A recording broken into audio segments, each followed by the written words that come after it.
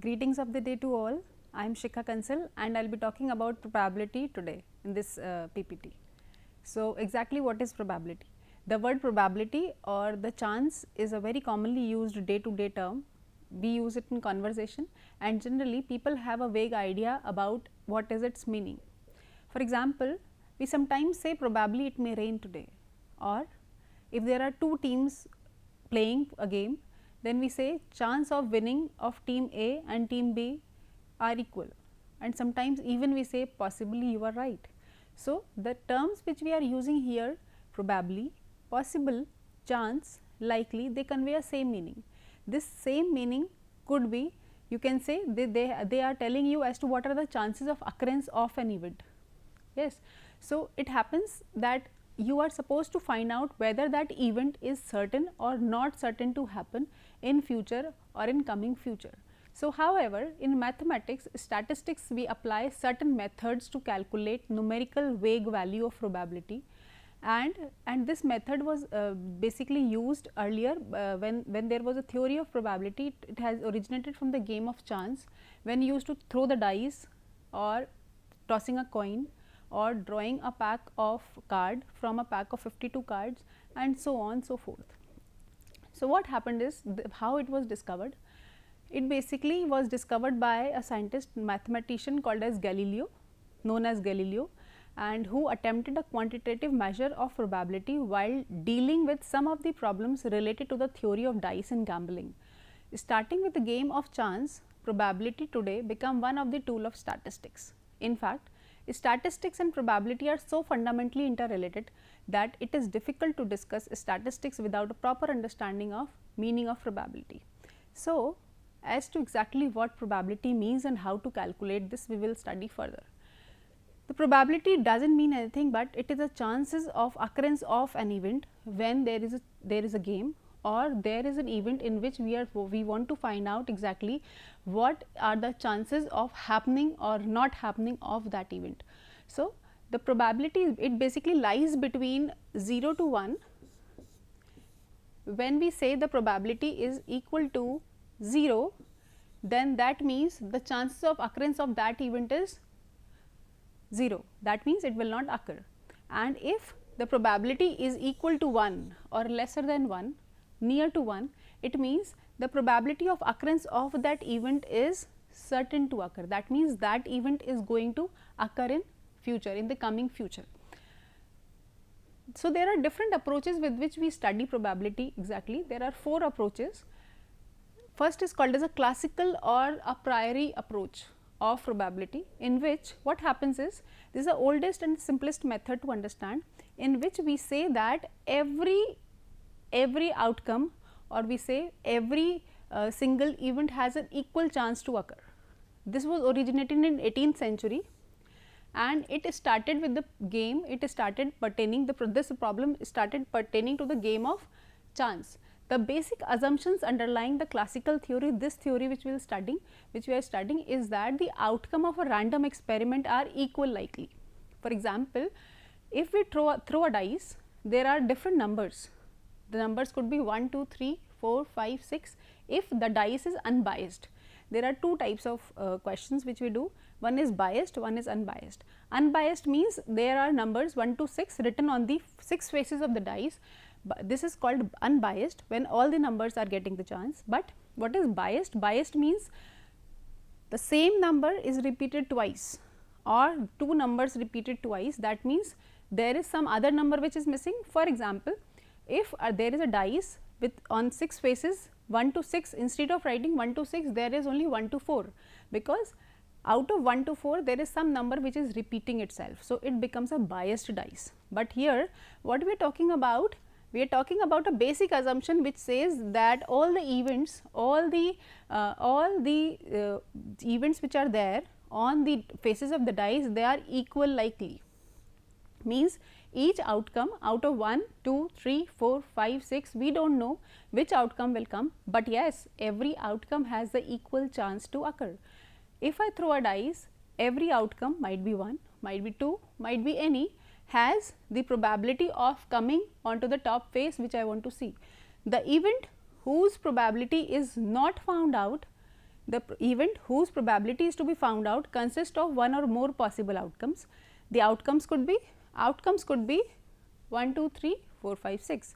For example, if I have a dice again rolled, these are called as the outcomes, and this whole thing which I am doing, this is called as an experiment. This is called as an experiment. When I am throwing a dice, this is called as an experiment. Taking another example, if I have a coin and I am throwing a coin, I want to see whether it will be a head or a tail. So, I have two possible outcomes when I am throwing a coin.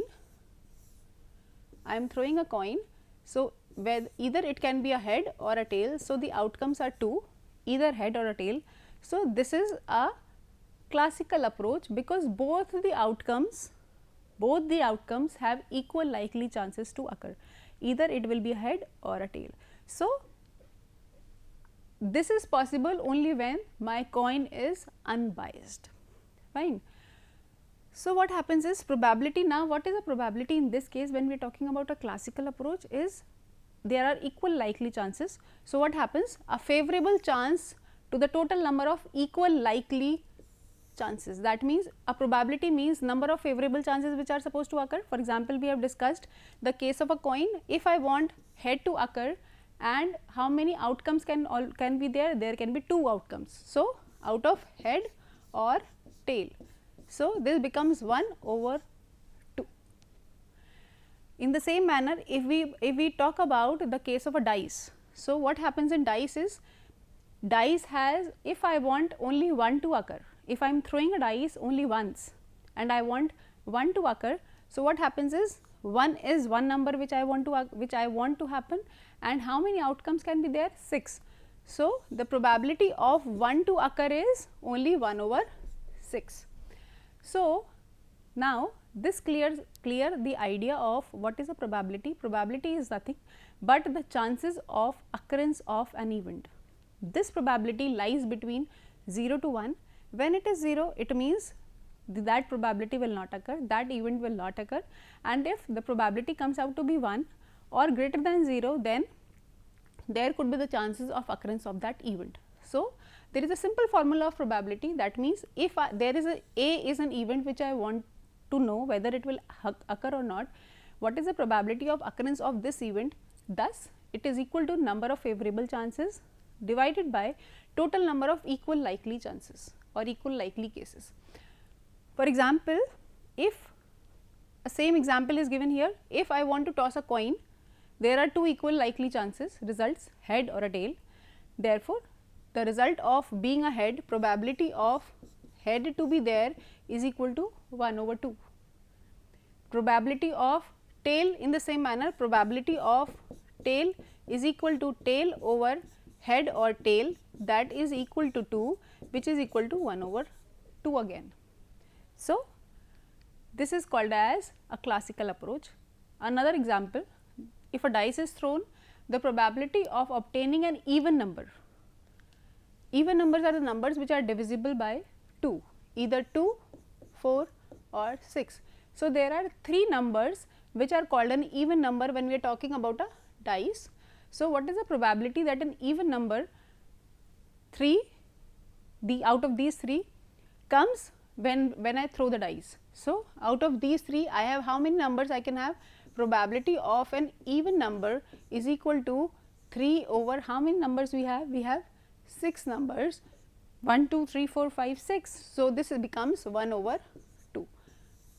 Since the 6 possible outcomes are 1, 2, 3, 4, 5, 6, and out of these 6 numbers only 3 numbers are even number.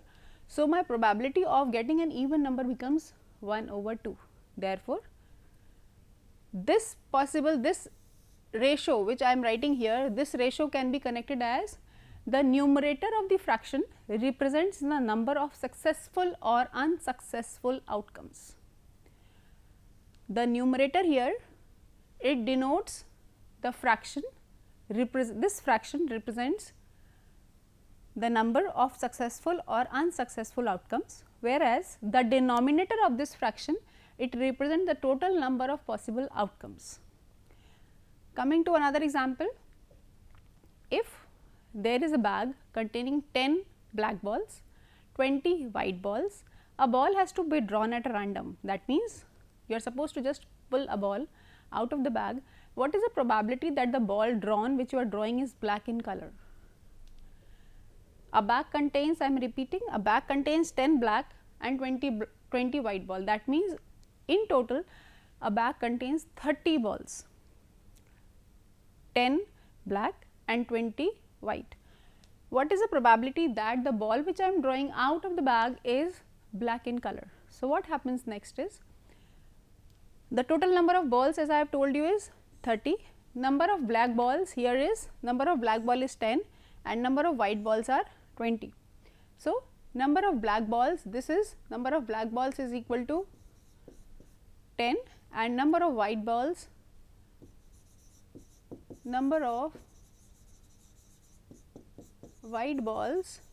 is equal to 20.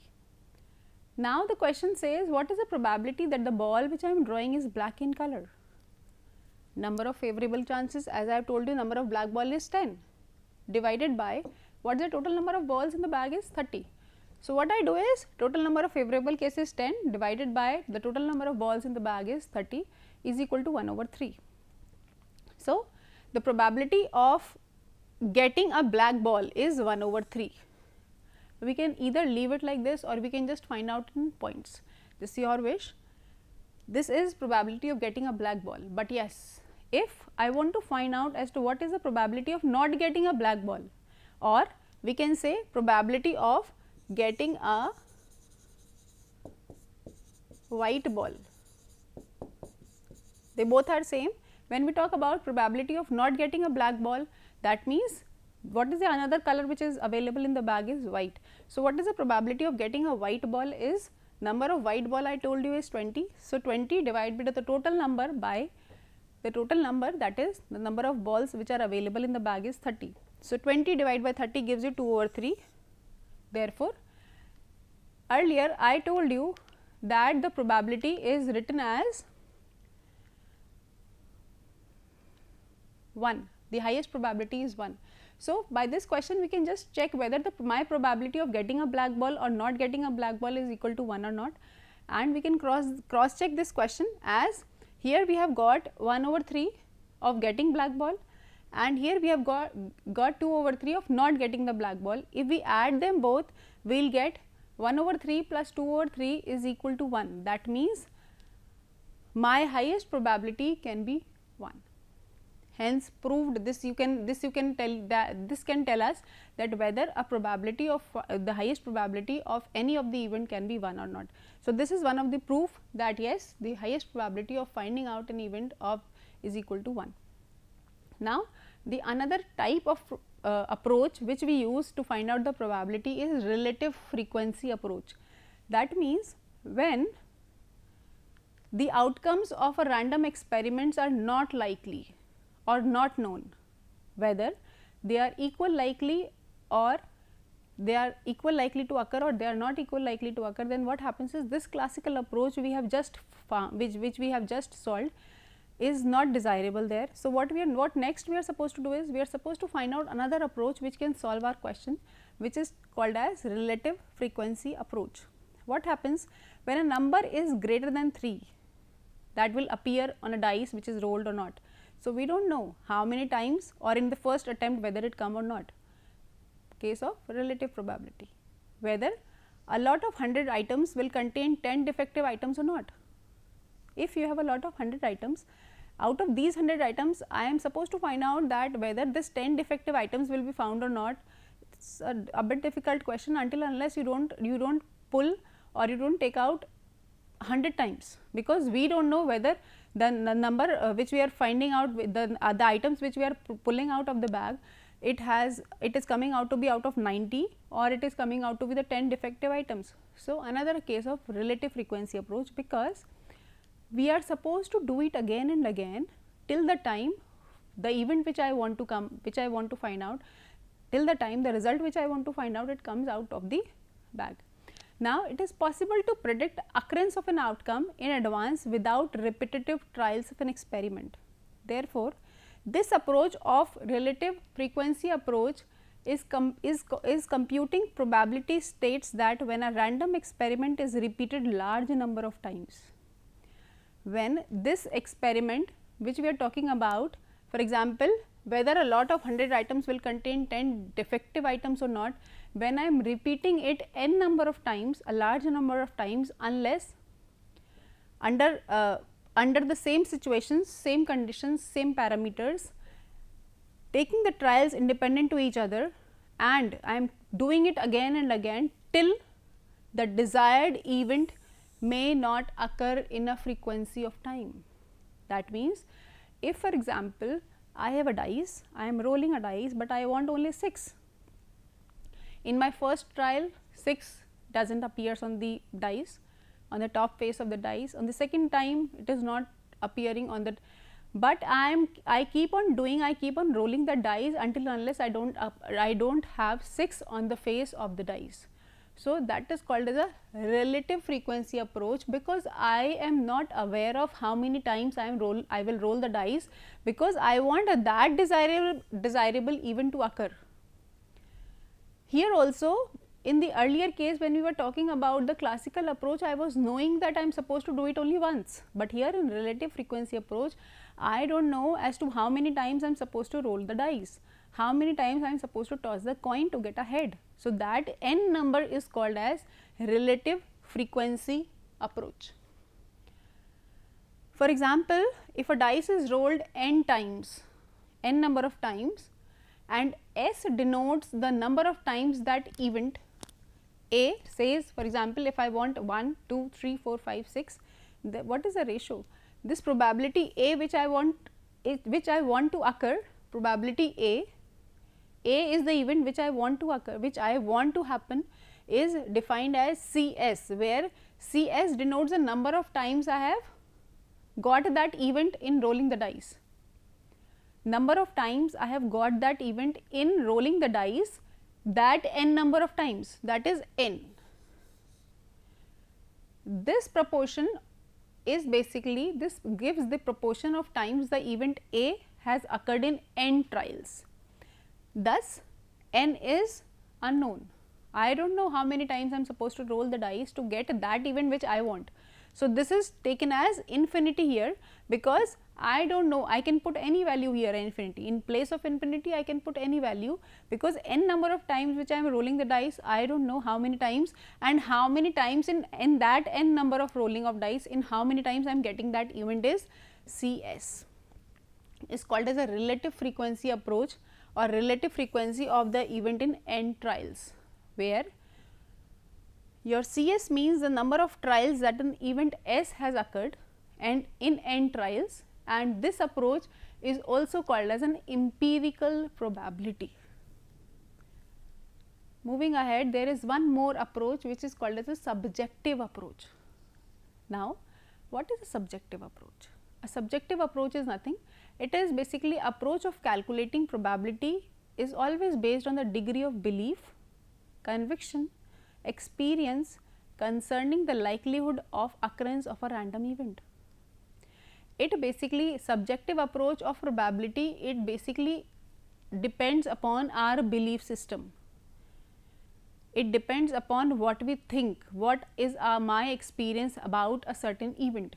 For example, if I want to commute, if I had to commute from Meerut to Noida, then this belief that I will get the traffic jam while commuting from Ghaziabad, this is my experience, or this is my belief, because the population in that area is very high. So, this is my belief that probability of getting a traffic jam in that path from Meerut to Noida is very high. This becomes my belief and my experience with time. But instead of taking Ghaziabad route, I take the Hapur expressway route. So, this becomes my subjective approach, because with time my probability of commuting from the path number 2 becomes high due to beliefs, convictions and experience which are likelihood for the occurrence of a random event. It is a way to quantify an individual's belief, assessment and judgment about a random phenomena. Probability assigned for the occurrence of an event may be based on just a guess or on having same idea about relative frequency on the past occurrence of the event. It could be in past number of times I would have commuted through Ghaziabad path, but always I found traffic, lot of traffic on that route. So, due to my past occurrence of the event of traffic, I normally tend not to take that route, I take another alternative route even if it requires a bit of more time. So, this becomes my subjective approach when I talk about finding out the probability of which route to follow, which path to follow. So, what happens is this approach must be used when either sufficient data are not available with me. These days we have GPRS. So, what we do is before leaving the house we check which route is more packed and we take another route, but this approach when we do not have enough data, when we do not have enough information, we tends to take this subjective approach which is based on the experience which we have, or the source of information giving different results is not known. The source from where we are finding out whether that route is jammed or not, it is not known. Thus, this subjective approach is more dependent upon your beliefs, your conventions, your convictions and your experience, but we use this approach due to the lack of data. The last approach is called as axiomatic approach of probability, which was discovered by a Russian mathematician in 1933. When the approach followed, no precise definition of probability was given, but they found few axioms on this. They found few postulates to find out what the probability how we can find out the probability and how can we define the probability. But before doing this axiom approach, when they used, they did not define as to what could be the precise definition of probability. Thus, but at the end also they said the probability of an event ranges from 0 to 1, as I have told you in the classical approach. Also in the axiom approach also they told that the probability of an event ranges from 0 to 1. When it is 0, that means an event cannot occur, cannot take place, but when it is 1 or between 0 to 1, when it lies between 0 to 1, it tells you what is the rate of probability or what are the chances of occurrence of an event, what is the percentage of occurrence of that event which I want to have. Now, the probability of the entire sample space is taken to be 1, and if A and B are two mutually exclusive or disjoint sets. What are mutually exclusive and disjoint sets events? Then the probability of occurrence of an event A and B, if there are two events, A and B, then what happens is A union B, these two sets are called as disjoint sets, because might be the elements of A could be A, B, C, and the elements of B, this even B could be G, H, I. So, there is nothing in common between set A and set B. So, these two sets are called as disjoint set because they cannot meet each other, because there is no single point onto which is common in both. So, they are disjoint set, they cannot meet each other. And the other is called as, for example, if I have A, B, C and B is equal to G, H, I, my A union B becomes A, B, C, G, H, I, which is called as probability of A union B, that is equal to probability of A, which we have written here, and plus probability of B, which we have written here. Thus, we can tell that if A and B are mutually exclusive or disjoint events, they cannot meet each other, then what is the, according to axiom approach, how to find out the probability of two sets which are mutually exclusive and which are disjoint sets is we just add them both and we find out the union of both the events, that is equal to probability of A plus probability of B. That means probability of A which is equal to A B C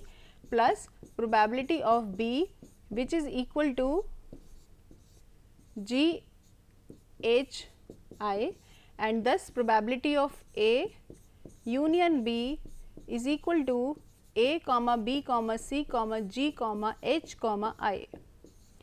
This gives you the probability of two mutually exclusive or disjoint sets, which is denoted by this formula.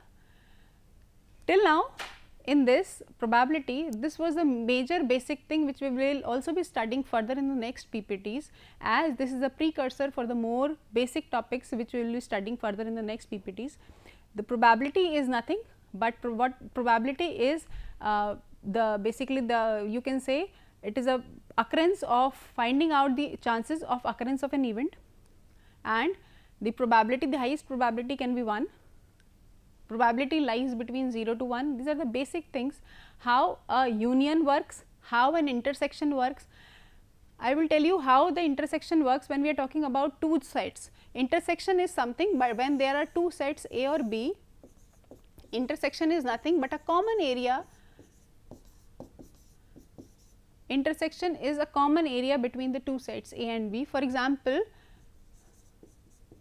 if A is equal to the even numbers or the numbers which are divisible by 2, the numbers which are divisible by 2, 2, 4, 6, 8, 10. If I take an event A, the numbers which are divisible by 2, they are till 10. So, 2, 4, 6, 8, 10, and there is one more event B which is the numbers which are divisible by 3 till 10. So, it is 3, 6, 9. So, if I want to find out A intersection B, my A intersection B will be equal to the numbers which are common in both, that means 6. So, this becomes my A intersection B, whereas my A union B is the joint of both, that means I will add all the elements of A and all the elements of B and write them together to find out what is A union B. Thus, for the same question, if I want to find out A union B, it will be 2, 3, 4, 6, 8, 9, 10. So, my A union B becomes, when I write down two disjoint sets together, and this becomes my A union B, whereas the intersection means something very common between the two events. Between the two events, this becomes the A intersection B. That is all from my side. Thank you so much.